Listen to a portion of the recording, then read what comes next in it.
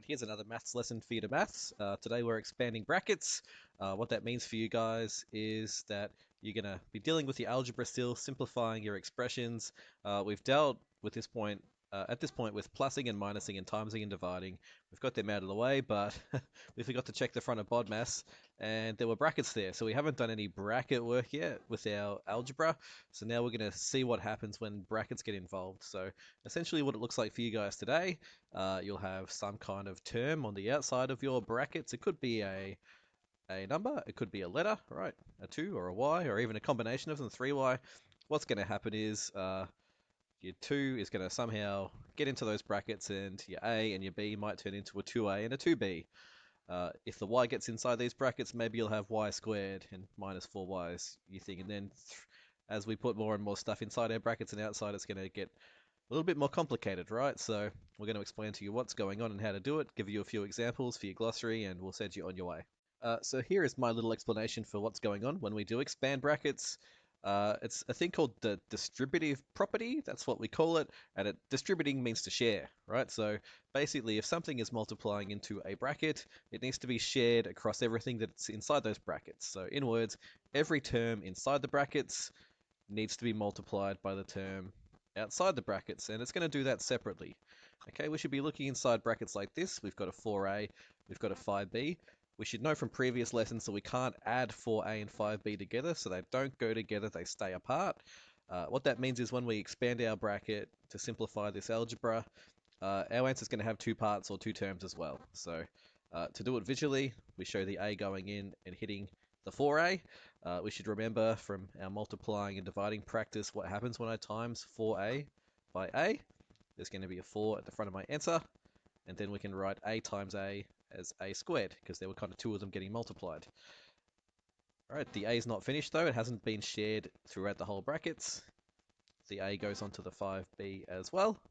We've got a plus in the middle, so we'll put our plus here. We've got the number 5 at the front, and then the a and the b are all multiplying, they're all in there, so we just combine them like this, right? There are no powers because there's not two of any particular letter going on there.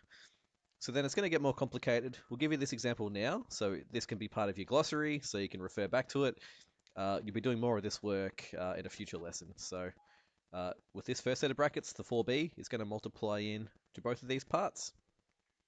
So when I do that, 4b multiplying a would make 4, and I've got a, and I've got b. The 4b then multiplies to 3b. There's a plus in between. So 4 times 3 is 12. We put that at the front. And b times b makes b squared. We then have to move on and do the second set of brackets. We'll just make some room there. So what we've got at the front, right? We've got to know our negatives and our positives now. All right, so we get to revise a bit of that stuff. So we've got a negative 3a out the front of this bracket. We're going to times it by this one first. So I'm really going negative 3a times normal 2b. A negative times a positive is a negative. So I'm going to put a minus. Then I'm going to put a 6, because 3 times 2 is 6. And then I go a and b. And then I'm going to use the minus 3a with the minus 5. Right, then it will have multiplied everything inside this second set of brackets. So now I'm going negative 3a times negative 5. Two negatives make a positive. I have to put a plus. And that's going to make 15, because that's 3 times 5. And then I put my a there. And now you will be asked to simplify your answers as much as possible. So in this example, we do have like terms. It turns out that we've got ABs here from our first expansion and ABs from our second expansion. All right, so if you're not following this example today, that's fine. We'll do a lot more in a future lesson. Let's just get all this working out in our glossary so we can actually get that lesson right. When I put these together, 4AB takes 6AB. That's negative 2. Because 4 take away 6 puts me down to minus 2. Right, that's just using my like terms. I took them away, and I get minus 2 of them. And then I've still got 12b squareds, and I've still got 15a. Okay, and that's the distributive property, right? You see something out the front of a bracket, times it by everything. Okay, and even if you've got a couple of different sets of brackets with different things out the front, do them one at a time, and then simplify down. All right, on we go. All right, so if that previous example did your head in a little bit, it had a bit too much going on. Today we are starting slowly with a few simple expansions just to make sure we understand the concept of this distributive property of the sharing of the outside with the inside. Okay, x and 3 don't go together. We have to remember we can't add the letter x to the number 3. They stay apart. So this 4 is just right to come on in and to multiply each of them individually. Right? A lot of people try and put it all together and make it 12x, but that's not what's going on. The 4 is multiplying each of these individual items. So you go 4 times x first to make 4x. Okay, that's the 4 done there. The 4 then has to get the 3 separately.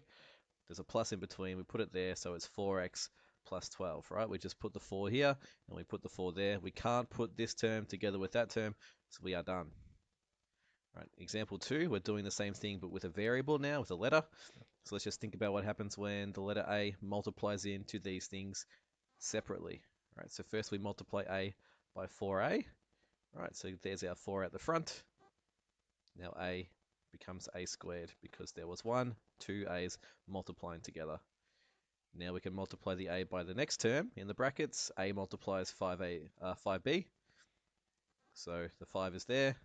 We put the A there, and we put the B there. You can put BA instead of AB, but alphabetical order is always better. Okay, and that's that one done. And then where you'll get to today, you might have a combination of numbers and letters. Okay, so let's just think about what's going on and do everything one at a time. The main thing is, we know that the 5AF on the outside needs to get the 4AF on the inside first. AFs and BFs are different, so we don't put these together. We work with them separately, one at a time. So think about what happens if I multiply this term by that term. We can multiply the numbers at the front. 5 times 4 is 20. A times A means I can put a squared there to represent that. And same with F times F. Okay, and now we are done with that part of our expansion. The 5AF can then move on to the 5BF. Both of these items are positive. There's a plus in between. Put a plus there. 5 times 5 makes 25. We only have one instance of the letter A showing up as we multiply these.